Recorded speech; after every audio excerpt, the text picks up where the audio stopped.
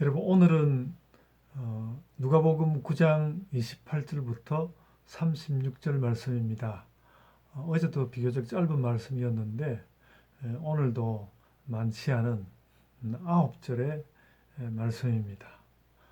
그래도 성경 말씀 가운데서 보기 드물게 예수께서 이렇게 신비스러운 환한 빛을 내시면서 변화되었던 사건을 기록한 특별히 그 신비스러움이 있는 그런 장면에 대한 묘사이고 그때에 또 예수님과 제자들의 대화가 나와 있는 부분입니다. 그래서 이 부분을 우리가 잘 이해하는 것은 어쩌면 우리가 이 땅을 살아가면서 하나님의 신비에 대하여 또 예수 그리스도께서 보여주신 신비에 대하여서 우리가 이해하는 데 있어서 하나의 좋은 본보기 사건 같은 것이 될 수 있다고 봅니다. 그래서 그런 뜻에서 오늘 말씀에 좀 더 귀를 기울여 주시면 좋겠습니다. 세 제자 베드로, 야고보, 요한이 변화산에서 주께서 변화되신 그 모습을 보게 되었습니다. 그들은 그 어떤 신학적인 뜻보다도 자신들 앞에 벌어진 생전 보지 못하였던 어떤 감각적 사건에 엄청나게 매료되어서 정말 뭐 어찌됐든지 막 그냥 여기서 어, 어, 그 어떻게 될지 모르지만 그냥 여기서 주저앉고 싶은 그리고 여기에 그냥 이 신비함 가운데 머물면 그냥 세상이 어찌 되든지 우리는 괜찮을 것 같은 그런 심정을 가지면서 우리가 선생님, 주님, 우리가 초막을 셋을 지어서 하나는 주님께서, 하나는 모세, 그리고 하나는 엘리야가 그하면 좋지 않겠습니까? 그렇게 되면 뭐 어떻게라도 우리가 뭐 버텨낼 수 있지 않겠습니까? 라는 그런 말을 하였습니다. 어쩌면 그 생전 겪어보지 못했던 놀라운 감각 경험에 대하여서 당연히 나올 수 있는 반응이 나온 것이다. 그렇게 말할 수 있을 것이지만은 성경은 거기에 대하여서 자기가 하는 말을 자기가 알지 못하는 것이다. 라고 그렇게 딱 그 말에 대해서 성경이 논평을 해 두었습니다. 뭐 이런 예도 그렇게 흔치 않은데 그것은 자기들이 무슨 말을 하는지도 모르고 말을 하는 것이었다. 그 아주 황홀했다는 뜻일 수도 있고 그 말도 안 되는 말을 했다는 말일 수도 있고 두 가지 말이 함께 속하는 그런 말일 수도 있다고 생각됩니다. 어, 그래서 이제 제가 생각하는 것은 그런 것이죠. 예수께서는 어떤 신비를 앞에 두고 혹은 또 예수님 마음 가운데 있는 신비에 대하여서 말할 때에도 예수님이 신비에 대해서 말씀하시는 것은 뭔가 예수께서 아는 것을 말씀하시는 것이고 어, 그렇지만은 제자들은 나타난 그 신비에 대하여서 아는 바가 없고 그냥 마음에 느끼는 대로 말하였지만 무엇을 말하는지도 알지 못하는 가운데 말하였다는 것이죠. 그러나 하여간 예수께서는 신비에 대하여서 아시고 또 아는 그것에 대하여서 말씀하신다는 것을 우리가 생각해야 하고 그러므로 우리가 성경을 이해할 때 늘 어떤 그 신비적인 사건에 대하여서 혹은 또 신비적 사건이 아니라 할지라도 아주 그 일상적인 사건에 대하여서라도 예수께서 전 신비적인 해석을 매길 때 우리는 그 신비적인 해석이 무엇인지 잘 이해하고 그 예수께서 말씀하신 그대로를 우리가 받아들여서 그것을 말씀해야만 우리가 아는 것을 말하는 것이지 우리가 되는 대로 적당히 이건 그런 거 아닐까? 우리의 감각에는 이래 또 나의 이해력에는 그냥 이렇게 보이는데 그렇게 생각돼서 되는 대로 적당히 둘러대면서 이야기를 하게 된다면 우리는 스스로 알지도 못하는 것을 이야기하는 것이 된다는 것입니다. 우리가 얼마나 그런 것이 많은지요. 저도 굉장히 많은 이 말씀에서 굉장히 크게 경계를 얻는데요. 성경 말씀에 대하여서 내가 목사고 내가 우리 성도들보다 신약 공부를 많이 했기 때문에 내가 그냥 적당히 이야기하면 우리 성도들은 막 걷지 말고 혹 틀린 말을 할지라도 뭐 목사가 좀 틀린 말을 한 걸 성도들이 어떻게 알겠어? 이렇게 생각을 하고 그냥 지나가고 그럴 수 있다는 것을 느끼면서 그래서는 안 된다는 것.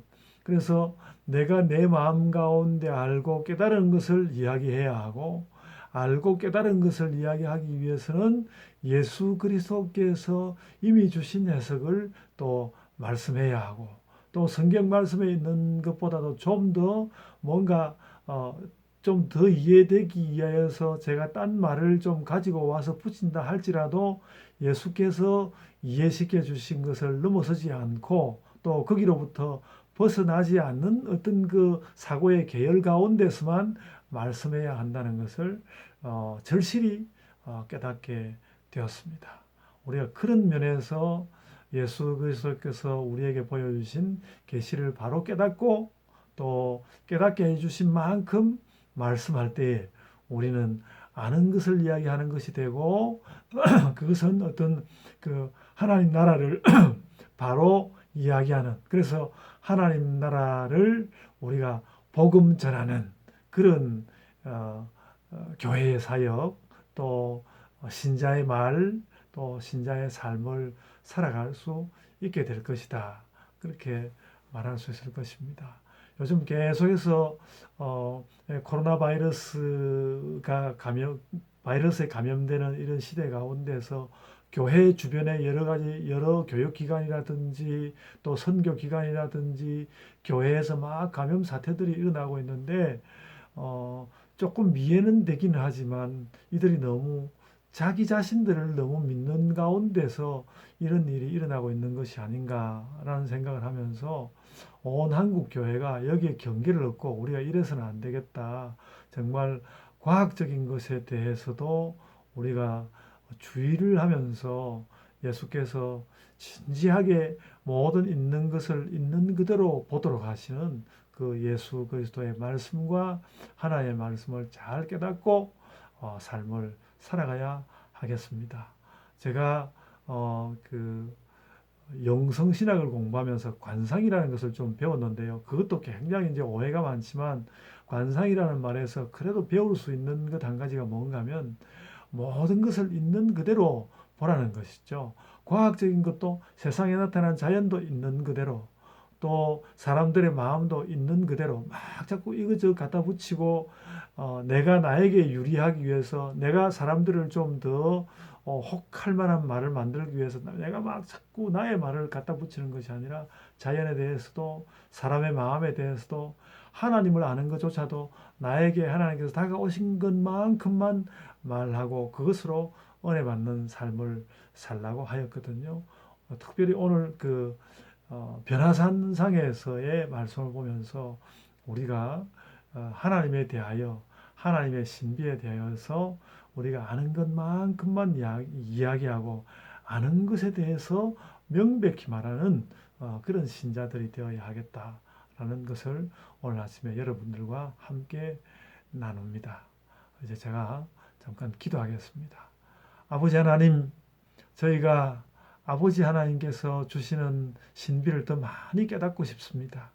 더 많이 깨닫는 것은 우리가 주섬주섬 여러 가지 말을 갖다 붙임으로써 되는 것이 아니라 주의 말씀에 더 귀를 기울이고 주의 말씀을 더 열심히 읽고 주께서 깨닫게 하시는 대로 깨닫는 그것이 많아질 때에 우리가 주의 신비를 더 알게 되는 줄로 생각합니다.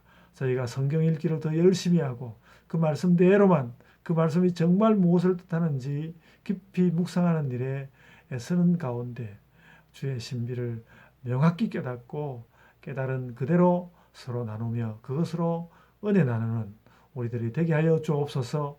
이 땅 가운데서 그래서 그렇게 깨닫는 태도를 가짐으로 인하여 이 땅 가운데서도 쓸모없는 말들 또 부풀린 말들이 아니고 세상의 모든 것을 있는 그대로 보고 그것을 서로 나누는 그런 신자들로 그런 지성인들로 살게 하여 주옵소서.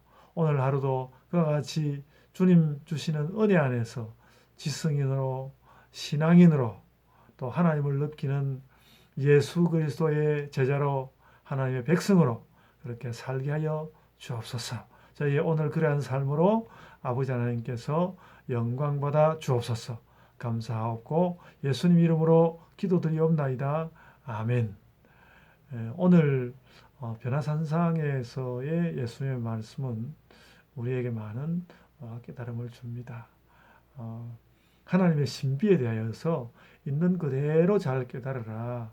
우리가 여러 가지 것들을 갖다 붙이면서 알지도 못하는 말을 적당히 갖다 붙이면서 그렇게 살지 말아라 하는 말을 우리가 잘 받고요.